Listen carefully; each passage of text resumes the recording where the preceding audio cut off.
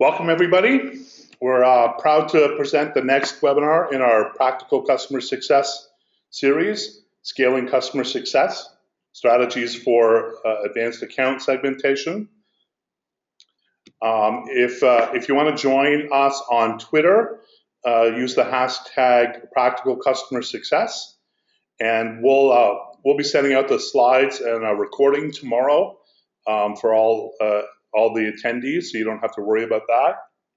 And we're going to leave 15 minutes at the end to have question and answers. So write them down or put them in the question box on the GoToWebinar, and we'll have lots of time at the end to answer all your questions. I'm very, very pleased to have Ed Powers of Service Excellence Partners in Colorado and Josh Robitaille from SurveyGizmo in Colorado. They put together a great talk, two different perspectives on segmenting your customer base for customer success. Lots of great ideas and some pretty innovative approaches to the challenge of segmentation. So it really, it's really going to be great content today. Okay, great. So at this moment, I'm gonna turn it over to Ed, and he'll kick things off, and we'll talk in a few minutes. Thanks. Thanks, Paul. Here's our agenda for today. We're going to be talking about stratification strategies, a little bit about scaling for success, and then Josh is going to talk about the SurveyGizmo story, and then, as Paul mentioned, at the end we'll have a little Q&A. So let's get started here and learn a little bit about our audience. We're going to take a little poll, and what I'd like you to do is tell us what stage are you in right now when it comes to segmentation. So I'll turn this over. Go ahead and click these buttons, and we'll see what you say here.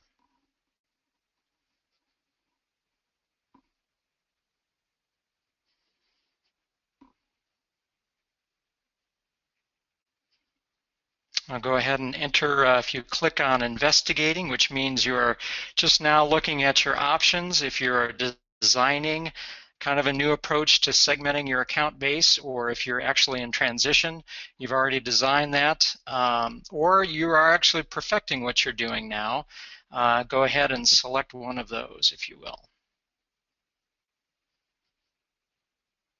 Fabulous. Okay, looks great. So it looks like most folks on the line here are investigating. It looks like a little bit over half are looking at options right now, and kind of a smattering. The next one after that is perfecting, that you're doing some things. So good representation from the crowd. Excellent. Okay, so that tells us a little bit about our audience. Let's take a look at the next one, is what's motivating the changes that you're making now to your account base. And this is another little poll. So is it that you're looking to grow your business faster? Is it really more motivated by cost reduction? Are you trying to protect revenue, maybe at some strategic accounts that you've got, or is it all about increasing revenue? Which one best kind of describes the motivation that you have in looking at your account segmentation? So go ahead and click those in, and we'll see how this turns out.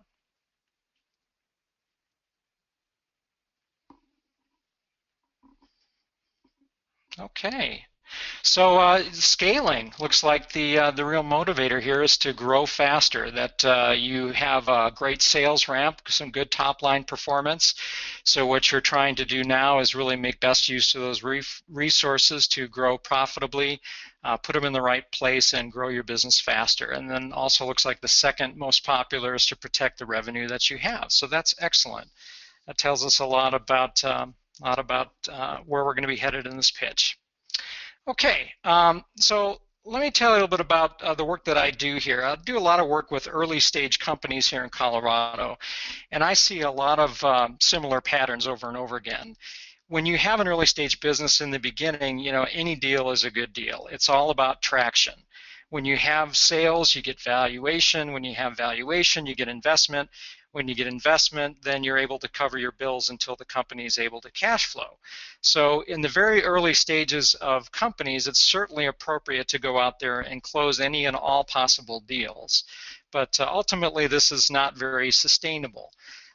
In time, companies start to realize that, hey, not all customers are alike. There are some that produce a whole lot more revenue and some not as much.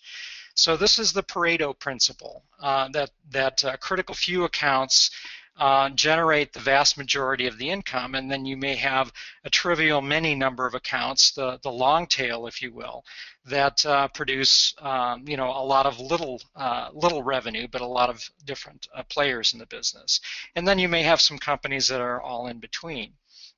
So what a lot of my clients tend to do is that they say, well, let's look at these big revenue accounts and let's assign our resources based upon economics. It's pretty straightforward. It's relatively easy to do. So what they do is they assign their most expensive resources, their direct sales people, their account managers, to their high value accounts, and then they put their maybe less expensive inside sales account managers, CSMs, to the medium value accounts, and then for the rest, they just let customers fend for themselves. Now, this is very common. It works for a lot of different players, but there's a problem with that. And stratifying based upon historical revenue is often, you can think about that as management by looking in the rearview mirror. Companies can routinely miss significant growth opportunities, emerging segments, because they're not really paying attention to what's happening, especially on the long tail. Companies can lack very essential insights into how their customers are clustering, what these new and emerging opportunities are, and how the needs of these different customer groups are alike or different. So you wind up losing revenue opportunities by doing things this way. So, well, how can you do this thing different? Well, here's maybe another way of thinking about this. And a good analogy is one in the archery target. Just like in archery, you have some customers that have very high value. These are the ones that are dead center in the bullseye of the target. Those are the most valuable. They have the best fit. They're the most profitable customers that you have. And as you start expanding, your arrows land further and further away from that target, it has lower and lower value. And then you may have some arrows that are completely off target, you lose your arrows, it's a complete waste of time and energy, and you wish you hadn't shot those arrows. So it's the same thing in business, is that you have some customers that are really, really right for you. They're a great fit. They're very profitable. Those are the ones that you want to go after. And then as you get further and further away from that ideal customer, the less valuable they are to you in the long run. One very handy construct is something called value propositions. These are very handy for companies to segment, to focus, and then to differentiate what they're trying to do in the marketplace. Now, these were defined by Michael Lanning and Lynn Phillips back in the early 1980s. And they define these value propositions as target customers. Who are we going after and who are we not going after? What are the benefits? What are the specific, measurable, end result benefits that we're offering to these target customers that are compelling and relevant, and then also the costs and trade-offs that we're asking our customers to make by doing business with us. Now, these value propositions are internal statements. They provide clarity and intense focus on what is differentiating our business from our competitors. It is really our source of our competitive advantage. Now, here's an example of a value proposition. This is a mobile quoting application, and let me read this to you because the format really matters. This is something that's for service managers at large national chain auto body shops with needs for more accurate collision claims processing.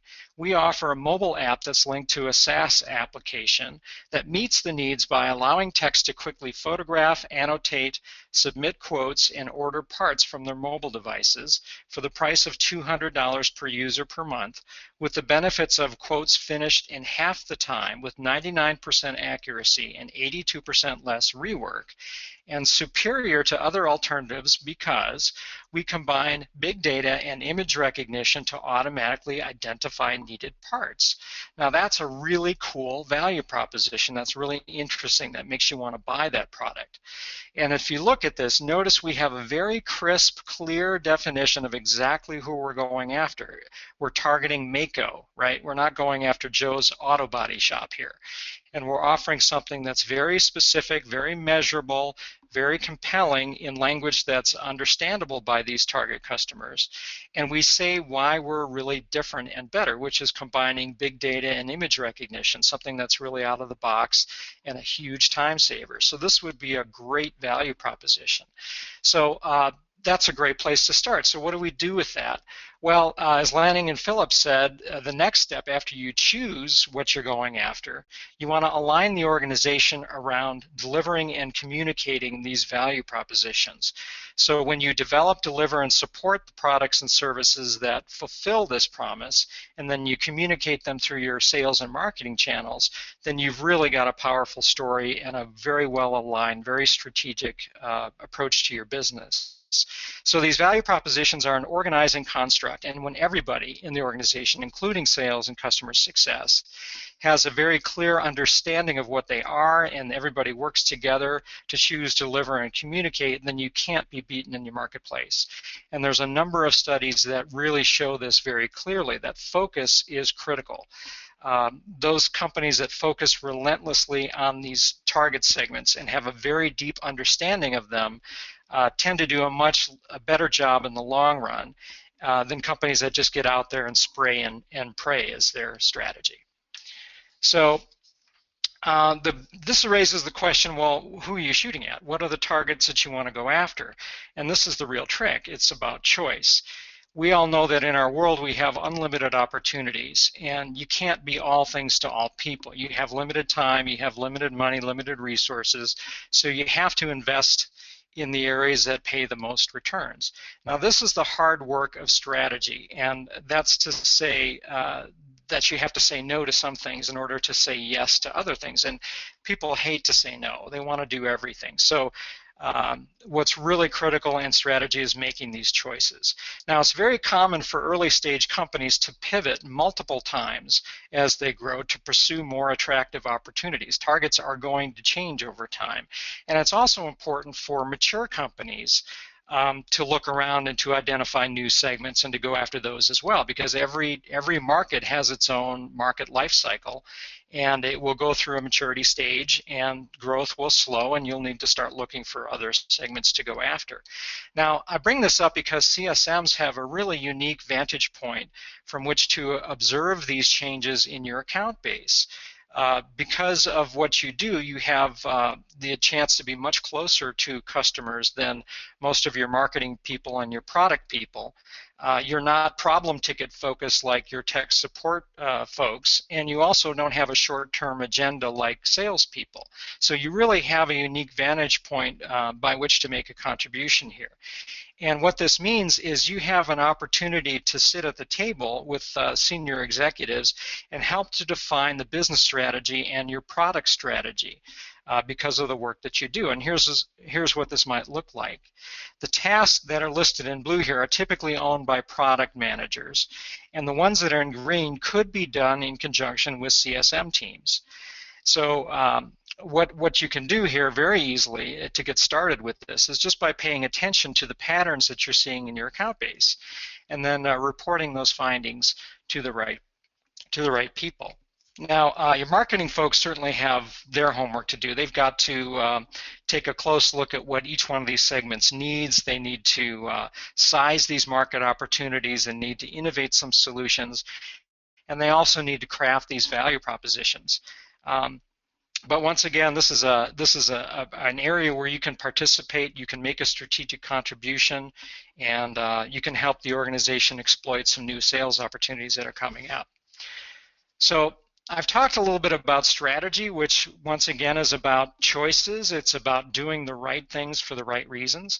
So let's shift and talk about tactics, which is about doing things right. This is about making things effective and efficient in the things that we do every day.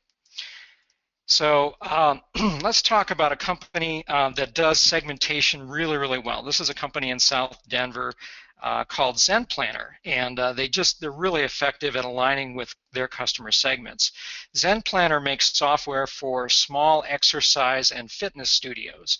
And what they do very early in the process, which you see in the circle, is they ask the prospects to identify themselves very early. So they tell the company which segment they really belong to. And ZenPlanner doesn't, excuse me, doesn't treat all their customers alike. For example, there's a huge difference between, a mixed martial arts studio and a dance studio, right? Very different people that you're working with.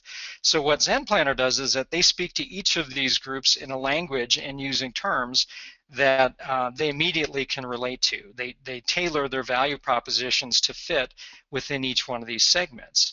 And it really doesn't stop there. They have a number of folks in sales and customer success and customer support that have backgrounds as fitness instructors or fitness trainers, yoga instructors. So the organization really has a deep understanding of these segments because they're hiring people who used to do this type of work. And what they do a lot of times is they will assign people to these segments. They actually will, if memory serves, they co-locate them on their production floor so that people working together within these pods really understand these segments and know how to talk to these folks. And this has proven to be very, very effective for ZenPlanner. They have very high customer intimacy, very good retention and loyalty, much, much better than what you would expect in a company like this. And this same concept can apply everywhere. It's not just for smaller, shops. This can be used for multinational accounts as well. If you can have your customers, if you identify what these segments are and have customers self-identify, then depending upon how they respond, you can change and have a different customer journey waiting for them. So that's kind of the idea there. So looking at segments by value propositions in addition to their historical performance is a much more powerful way of thinking about your segmentation. Now let's talk a little bit about efficiency. In the very beginning, we talked about how people will allocate their people resources based upon what the historical sales volumes look like. And again, this is very commonly used. For example, they'll put for their enterprise segments, they typically run very low ratios like 5-to-1, whereas with larger, with a broader mix of customers, maybe they run a 250-to-1 ratio of customers to CSMs. And to set these ratios, a lot of times companies will just do what other companies do. They tend to use industry benchmarks, and they just kind of copy that. And they say, well, if that works for this company, we'll try doing that same thing. But there's a downside here when you look at this problem from a static approach. These ratios tend to be fixed. So what happens is within each one of these groups, customers tend to get the same treatment within that category, regardless of the nature of the segment that they belong to or the place in the customer life cycle. So we've already talked about the risk of doing this, of missed opportunities, especially on the long tail. But I'd like to share with you maybe a different way of looking at this problem rather than a static approach, to really look at this like a dynamic approach. And this is the type of work that I tend to do a lot with my clients, is concentrating on how to manage the relationship very early after the sale. It turns out within the first 60, 90 days or so, this is the most vulnerable point in the relationship that you have with customers. They've just bought from you, they're not sure what to expect, and because they're most vulnerable, you actually have the greatest amount of impact on retention and loyalty early in the cycle of working with this customer. And I'm sure you've heard of a lot of comments about early product usage and quick time to value, things like that. But customers in this early phase are also trying to figure out whether or not they can trust you. If they can trust in your technology, if they can trust your brand, if they can trust your people. And it's critically important to give them the right attention at that time and to make them successful. So in terms of scale, it's entirely possible with a blended approach, a dynamic ratio, that you pay more attention to those customers in smaller cohorts. and do that very attentively during these critical initial phases. And then as they reach a certain level of trust and usage, then you can graduate them into a larger cohort, and where they'll need less care and feeding. So by taking more of a dynamic approach as opposed to a static approach, you can actually be much more efficient with your resources.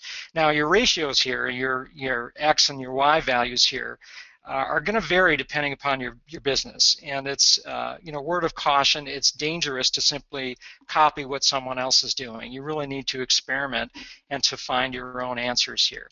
But once again, generally speaking, if you look at this as a dynamic problem as opposed to a static problem, you can generally get better efficiencies out of that. That's how you can keep very high productivity while at the same time improve your effectiveness and in this critical area of building trust. So it's also, I want to mention as well, is that Amity has some very cool features in their product which helps make this much easier to do, much easier to manage, to move customers from one category to another. So that's something to keep in mind. So once you apply your human resources, there are some other ways that you can increase efficiency and effectiveness. And we could probably spend all day talking about some of these things. Obviously, personal contact early in that process matters in that customer life cycle, but there's a ton of other technologies that you can put into play here, and I'll just cover a few of them to give a couple of examples. One is gamification, which I'm sure many of you have heard of. It's a very clever way of engaging customers, especially in the learning cycle, using things like badges and leaderboards and things like that to reward people as they learn, as they come up that learning curve. Email nurturing campaigns obviously work very well to convert customers from prospects into paid customers, but it also helps to automatically guide learning and application after the sale. Video messaging, extremely powerful technique to maintain those personal relationships at scale. Simply through the act of showing your face or putting yourself on camera, they hear your voice, they tend to connect with you virtually when you do that. Webinars, of course, great way to sell and support. In-product messaging, guided learning, great techniques to remind people of the value that you provide on an ongoing basis. You can make learning much more contextual and on demand using those kinds of tools. Some companies use what are called Easter eggs. What they do is they bury little features, kind of a scavenger hunt to surprise and delight customers when they discover these hidden things, so that's very fun, very pleasurable. This acronym PROK, P-R-A-O-K, stands for Programmatic Random Acts of Kindness, which is another way to surprise and delight customers. From the customer's perspective, these look completely random, but on your side, they're programmatic, they're scheduled. These are things that you do, like send a Starbucks gift card or send a handwritten note or do something that's thoughtful and nice just to tell customers that you care about them.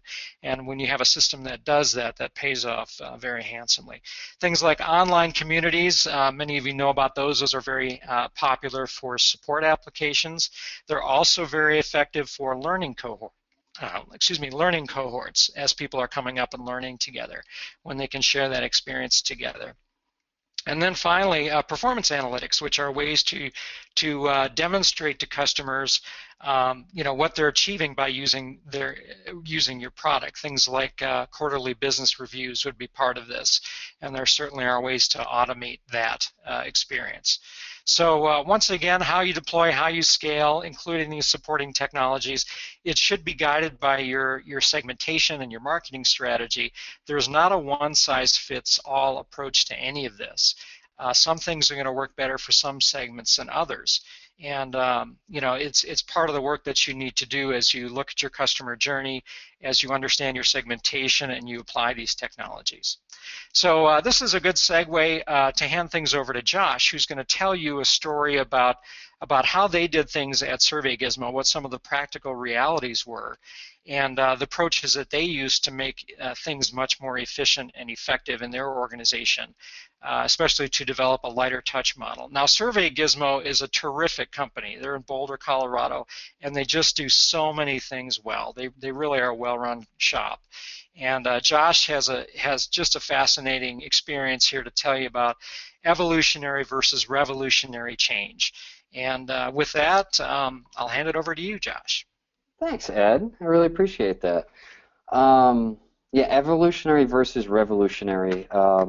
Small, iterative, over time changes versus drastic, immediate change. I subscribe to the idea of evolutionary change over revolutionary, and I'm going to tell you the story of why that means a lot to me.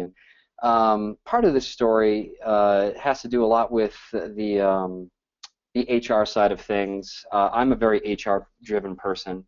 I subscribe to the idea that was laid down in Ed Catmull from Pixar's story, Creativity Inc., which I recommend to everybody to read. And it talks about how what's more important, great ideas or great people. And he always argues that great people can take a good idea and turn it into a great idea. And I believe very much the same thing. So my story is a lot about people and moving my employees around in order to get the best efficiency and the best results for the customer and the company. So, all right, important thing to preface before I tell this whole story. SurveyGizmo, if you haven't heard, is an online survey platform. We have a subscription model service. Cool things is we're bootstrapped. We have no investors. So that gives us a lot of freedom to try new things. And I know some of you might not be in the same position, but there could be some things that you pull from this. We practice something called open book management, and it's something that if you get a chance, look it up on Wikipedia or wherever, and also check out, if you're interested, The Great Game of Business by Jack Stack. We talk about numbers openly, honestly, and daily, and a lot of the principles are laid down in that. So that's a whole nother webinar that we could get into, but The Great Game of Business. The other thing is to have a great leader. And under our co-founder and CEO, Christian Vanek, we've had the freedom to experiment with data. I mean, we can't just try anything we want. We have to have a hypothesis, some numbers behind it, but it's always based on data. And the other key thing is we embrace iterative experimentation, or if you will, we embrace failure as a step to success. And you have to accept that not everything's going to be perfect. It can always be worked on. And in the age of the internet, it's easier to implement that and iterate on top of things. But I want to talk about scaling and shifting your team to meet your changing customer needs, and that's the experience that I've had. And with that, I have control over here. Let's see. Do I have control? There we go. Oop, I skipped ahead too far. There we are. All right, so most of my slides look like this. It's going to show throughout the last 5 years how my teams have shifted. In 2011, I took over the sales team. I was kind of an up-and-comer, and I had a lot of interesting ideas that I was bringing from different point of views on how we could sell our product. And I basically muscled my way into this position, just learning as I went. At the same time, we created a professional service team that kind of grew out of the idea of segmentation, from a segment of customers that kept asking our support team for technical and best practice help that was above and beyond what normal support would be. And we discovered we could charge for this. They said, how do I make the best survey? And they said, well, could you just do it for us instead of telling us? And we said, sure. How much would you pay for that? And we started to build a team out of this. We also hired a group of marketing professionals. I mean, we didn't really have a marketing team. We were pretty small at the time. To basically use their different areas of experience to market our product. And we basically told them, go market, get customers. Very simple. But we didn't really understand what we were getting into. We didn't understand how marketing could really affect our customer base at that time. Seems kind of juvenile, but we had tried different things that didn't really work. So we were already experimenting at that time. This marketing team failed, partly because of lack of direction from the leadership, including myself, poor team chemistry, and just overall stubbornness. They wanted to do very, very much classic methodologies, advertisement, PPC. Many of these things work, but they didn't seem to work for us. So we let go. We let go of the entire marketing team, And that happened in 2012. It's something we never really did before, is letting a whole team go because it wasn't working. It was painful, it was expensive, and it was extremely demoralizing. So, you know, just being in view of that, I had created a lot of relationships with that team, and they had fallen apart. And I kind of endeavored to never go down that path if I was in charge of my team or had the ability to shift resources if need be. But you know, the kind of the stubbornness of the team to try new things is really what kind of led to that demise. But we learned a lot. We learned the value of team chemistry, clear direction, and that finding the right open-minded and flexible employees was the key to growing our business. So going back to Ed Catmull's idea of great people can drive a business rather than great ideas. During that time, though, Pro Services, the other team, did rather well. The team, we brought in a lot of sales with my sales team. Subscriptions were being made alongside with custom services, and we were just discovering what people were asking for. They said, well, you know, can you do it for us, and can you set up our users? Can you get us training? The Pro Service team managed a lot of that. It was a small team, and over time it grew. The other thing that kind of grew out of this was we discovered an enterprise segment. Larger customers were the combination of the sales team that I had and the Pro Service team. There was a new segment of customers that had higher needs, and it didn't quite fit with the normal sales team's needs. So we created an enterprise team, and you can see in this slide. So obviously in 2013, our Pro Service team had its own sales manager, a project manager, developers for it. I converted the sales team into an onboarding team because they didn't really want to be sold to, they just wanted help into the sales. So it's kind of like a customer success team. I called them onboarding. And we also had enterprise sales, which came with contracts. There were larger deals. It was more than just subscription software. So we formed the enterprise team, devote more time to Fortune 500 clients. You know, and by the end of that year, they represented 10% of our total revenue. So it was an interesting segment that grew out of normal sales, and also Pro Services grew out of support. So we were segmenting in support and in sales. At that point, the CEO recognized and fostered our ability to shift and follow opportunity. So he granted me the permission to absorb the Pro Service team and the enterprise sales to help streamline our funnels. And the next year, I basically broke out and had some weight to swing, and in 2 years, after many experiments, trying new things, I was able to get a marketing team and bring on a marketing team rather slowly. So if you can see the marketing specialist, content writer, market researcher, web designer, we brought them on one at a time because I was really fearful of bringing on a full team and then having to cut them again. And I didn't want to do that. So we brought them on rather slowly, and we learned some things from that experience. The other thing to note is I had no experience in marketing, but I understood our customers and what type of marketing we needed to be effective to grow our organization. So after a lot of reading, I slowly brought on marketing team members and experimented with content marketing, social media. But something started to change. It was really interesting. Pro Services started to struggle, not from a lack of business, but from heavy demand and failing systems. I mean, the ROI was tanking. A lot of customers were coming back and wanting kind of the early pricing. And you saw in Ed's earlier model that that you saw those high-touch customers tend to skew your business, and you have to have specific resources to serve them. We were finding that this team just had a lower ROI, and we were a little bloated at that time. The employees were really stressed. Custom projects are a pain in the butt. And we realized it wasn't good for scalability because we're bootstrapped. We couldn't just keep hiring and hiring and hiring. We had to figure out how to be more efficient. So we decided to close down Pro Services. It was a tough decision.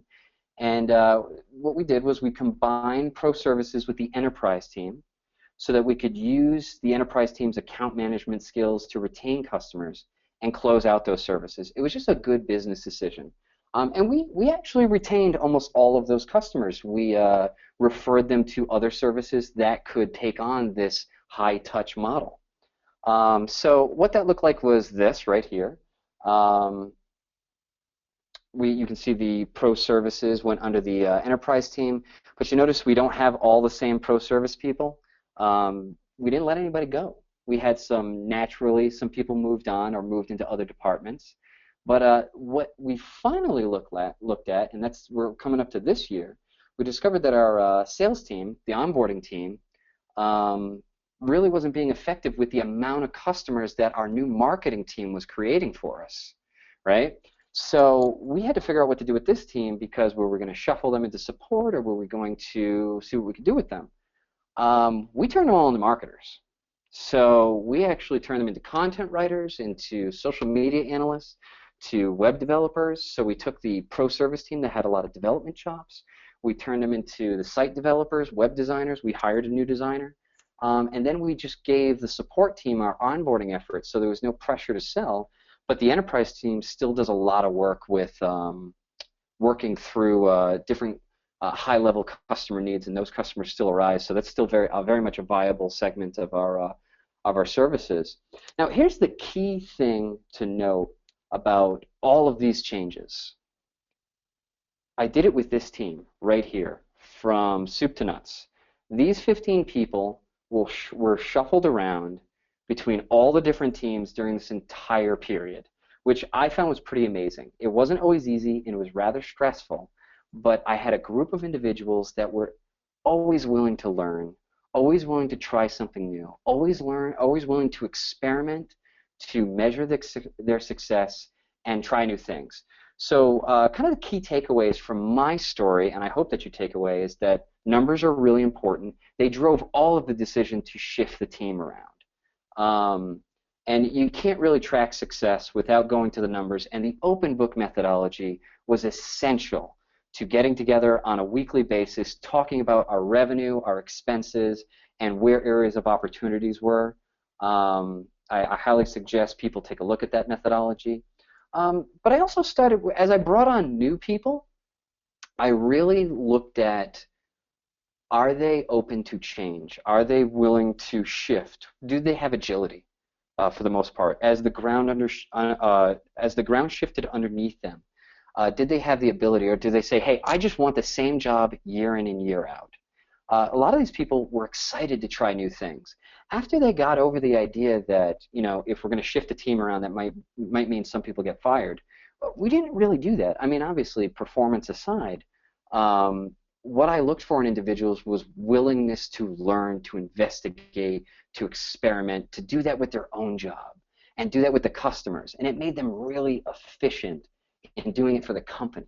So people who are willing to learn and bring in new skills are really essential. It's economically sound, and but it takes patience, and you got to have that in this organization. Patience for change, and willingness to let people fail, to try new things, to let them know that it's safe, and then using the Scrum methodology. We use the Agile development methodology, the Scrum methodology. Daily stand-ups, weekly sprints. It leaves room for failure to be very small and a great learning opportunity. So to scale with your customers, my recommendation, what worked for my team, was having individuals that are open to change, open to learning, and trying new things at all time. And these are some of the best people that I've ever worked with, and I'm very proud of the evolution that they went through over the last 5 years. Not always easy, but always a great learning opportunity. And that's where I'd like to leave it off to any other questions and closing comments by Paul or Ed. Thank you. Great. Josh, Ed, thank you very much. Great content, great real-world examples. I learned a lot. I was taking a ton of notes, so we have some ideas to try at Amity. Again, great content. Thank you very much. And we'll be having a Q&A in a couple of minutes.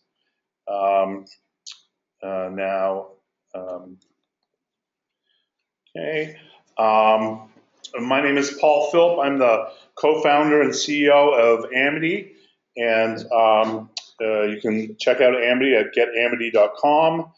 And I was really interested to hear Ed and Josh talk about the different types of segmentation strategies and the different types of moving beyond just static segmentation. At Amity, we call ourselves the high precision relationship platform for customer success, because we let you really get focused in on the right customer at the right time. And it turns out that by being dynamic and precise in your customer relationships, you can double the productivity of your customer success team without a whole burden of big business process implementation. And the core elements of the Amity platform are quantified relationships. So getting beyond those static segmentations and really understanding your customers' goals, your customers' outcomes, where they are in their life cycle, how well they're doing adopting your product, how well they're doing with new feature adoption, and then feeding all of those insights into what we call algorithmic relationship management, which is dynamic segmentation, dynamic tiering, dynamic priority setting that meets your exact business rules, and then feeding that into our smart playbooks, which let you have manual playbooks or automatic playbooks for taking care of every type of customer. So you may have a high-touch manual playbook for your high-value customers, and a hybrid for your lower-value customers, and then feeding that back into our closed-loop analytics with insight reports. That's the core of the Amity platform. We allow for high-precision dynamic customer relationships, and we have the most powerful customer success platform on the market, and the flexibility to really fit the Amity solution to your business needs. If you are intrigued at all by Ed and Josh's idea about dynamic priorities and dynamic segmentation, let me know, and we'd be glad to show you how you can automate that in the Amity platform. Okay, I'm going to go back to Ed and Josh now, and we'll do questions and answers. Hey Josh, I noticed that you have around 20 people on your support team. Have you seen them start doing some of the heavy lifting that the pro services team once supported? Well, in some cases, yes. It's been it's an interesting balancing act. So I'm not one for hard and fast rules, because hard and fast rules blind you to opportunity. So I don't go to the support team and recommend that they don't help customers at a heavy lifting stage or try to help them in a large level like that. Some people take that as a learning opportunity to help a customer set the expectation that it is a favor to do things at that level. But the support rep will take it on as a project that they use as a learning opportunity, and perhaps bring their career forward, as long as it doesn't affect the rest of the team. But the question is, yes, some of the heavy lifting did kind of fall on this team. We had to hold some hard lines on, it's do-it-yourself DIY software. We can guide you. There was a need that arose. Good customer service is always on our mind. There was a need that arose. It's still there, of customers asking us to say, hey, I have needs where I don't have the time to do the survey. Can I engage with your services? Can we pay you to do that? What we developed we found other customers that actually do pro service work, and we started to create a Friends of SurveyGizmo. So they turned into promoters for us at a low cost to us too as well. So we transfer business over to people that specialize in the business of professional services. And they go out and they basically are evangelizing for us. So we were able to turn that pro service loss into an opportunity. So now the support team says, I can help you and guide you in the direction of someone that you can engage with on a pro service level.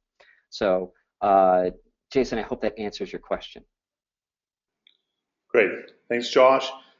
There's a question from somebody about a recording being available, and absolutely, everyone will get an email tomorrow with the slide deck from today and the recording. So for Ed and Josh, what are some of the metrics that indicate the effectiveness of your account segmentation? Well, I think the most important one is growth within that segment. When you can see a cause and effect relationship if you've identified a new segment, kind of the before and after. And Josh, I know you guys do an amazing job with metrics. I imagine you get good refinement as well with your experimentation. Yeah, to me, it's the metrics are usually about customer acquisition. Did we gain customers from this initiative? Is it being accurately tracked through Google Analytics? And does the cash come after that? So I go from, are they a long-time customer? Are they a paying customer? Are they a trialing customer? Have they visited the website? Are they consuming content? So there are tons of metrics, and you really have to look at your customer experience holistically and then drill down into the different points of engagement to decide, is that a measurement? There's no silver bullet to measurement. Obviously, you want cash in. But the key is to look at what are the factors that lead. How can you reverse engineer that segment to the point of going from payment to all the steps that they took, and is there any correlating factor between them that you can measure? So we have our big measurements, new customers, retained customers, returning customers, converts to annual customers. Are they paying? At what level are they paying? Can we move them up to different levels? But it's really about saying, when we pull a lever, do we notice a change in one of those key performance indicators? And are there any other indicators in between that tell the story of how that segment is performing? So it's really about examining and not getting lost in vanity metrics that don't matter. You have to connect it to your bottom line. And if your bottom line is cash, you have to somehow reverse engineer your metrics to get to that point. And I hope that helps, Karen. Great, thanks, Josh. Okay, next one's for Josh. How did your clients respond to having different people working with them, changing roles and responsibilities each year? Or how did you message your changes so changes weren't disruptive for your clients? We learned the hard way. So sometimes they did not react very well. Some clients, when you're working with high-touch clients, they tend to react differently to different situations. Some are as cool as cucumbers, and some people are raging mad when you change anything. To me, it's be prepared to have a conversation with somebody. We started to get more outward communicative about it, and we used to say, when we have a group of high-touch customers, we would communicate with them on a level saying, hey, we're having some changes here. This person will be the person that you're going to if you need help. But because we report on a weekly, daily basis, transition was rather easy because everyone heard what somebody else was doing on the entire team. So if we had to employ some change management, someone else could really understand the tone and the effectiveness of different conversations with customers and pick up where they left off, because with the open book methodology and with the Scrum or Agile methodology, your dependency wasn't to your manager but to each other. You had to report to your team members so everybody else knew what you were doing quickly on a daily basis. And that helped for change to be implemented. And customers tend not to miss a beat when that happens. We hold a pretty strong level of consistent service. So a lot of times the service was either upgraded or it stayed relatively the same between people. And because people moved into different roles, they were still around to get help and help other team members. So it was like, hey, I think I could be more effective being on the pro service team. I would love to try that for a couple months. And if I like it, I'd like to stay there. And we'd say, go for it. Let's try that. And we'd let other people switch and go to other teams to see what was most effective and what made the employee the happiest. Happy employees tend to do better work. So a lot of times the change was met from customers very well because of the consistency in service. The only times where it was disruptive is when someone got really comfortable working with somebody and had a rather personal relationship to coincide their business relationship. It was a little painful. So, Sonia, I hope that answers your question. Great. Thanks, Josh. A question for Ed. What kind of data would you gather about customers to give you a more dynamic segmentation for them? Well, I think that, again, it kind of depends upon your business and what your segments are. If you can define, and your product people, your product marketing people are probably a good place to start there, is to understand how are customers in certain groups alike and how are they different, and how would you identify those. So, for example, you know, a lot of times there's a process by which you come up with a market schema and you determine what are the possible different groups that we would see within this market segment, how big are they, and then to actually go and conduct not only secondary research, which is what can I find on the internet, what can I Google and find out about these particular groups, but then also using primary research, which is to go to them directly and to ask them and to understand what the reality is all about. And if you do a really good job of the interviewing, a lot of times you're going to find out exactly what's important to them, what metrics make sense, and how you can discriminate or differentiate. One of the really cool things about the value proposition method is that they segment by common value, not by what's easy to measure. So, for example, you know, you don't want to draw artificial boundaries and boxes that say, well, we're only after, you know, companies that look exactly like this, or, you know, that are in our geography or happen to align with however we've organized things internally. It forces you to look beyond that and say, well, I can't really measure that easily, so I'm gonna try to find some other ways of measuring that. So part of value proposition method is to really understand we're going to segment by common value, and then look at things like vertical market segments, and then look at things like demographics, and then look at things like, you know, product features. But most companies do the exact opposite. They do whatever's easy to quantify, and then they segment that way, and then they restrict their opportunities. So I hope that that helps in some regard. But the folks that really can help with that discussion are typically going to be your product marketing people, who are really good at segment discovery. Great, thanks, Ed. Okay, thanks everybody. Thanks for all your questions. Great. Many thanks to Ed and Josh. Again, great content. Here are their contact details. If anyone would like to follow up with them, if you've got more questions, I'm sure they'd be happy to speak with you. I'll take any email. Great. And the next session in the Practical Customer Success series is December 1st. And this time it's I'm going to be on the hot seat, and I'm going to be talking about the shift to outcome-driven customer success, really being focused on your customer journey and the outcomes they're producing with your product. It's going to be a great webinar, if I say so myself. So come and join us. I'll look forward to that. And due to popular request, we're doing 2 times, one that's a little more friendly for Europe and a time that's friendly for most of North America. Great. Thanks, everyone, for being here. Connect with us on Twitter. Check us out on our website.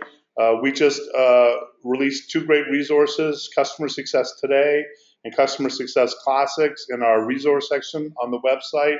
If you want to get all the hot, fresh news about customer success every day, check out Customer Success Today.